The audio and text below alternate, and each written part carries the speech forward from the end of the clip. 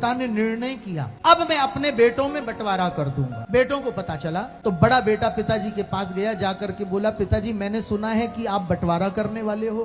बोले हाँ, मेरे मरने के बाद तुम लड़ो मरो, उससे अच्छा है कि जो होना है मेरे जीते जी हो जाए। तो बड़ा बेटा बोला कि पिताजी बंटवारा तो कर रहे हो लेकिन एक प्रार्थना है, एक काम करना। बोले क्या? बोले मेरे छोटे भाई को ज्यादा हिस्सा देना। बोले क्यों? बोले क्योंकि वो छोटा है ना, तो आपका भी कुछ अधिकार देने का है तो कुछ मेरा भी तो अधिकार है उसे देने का। आप आधा हिस्सा तो वैसे देना और कुछ मेरे हिस्से में से दे देना क्योंकि वो छोटा है।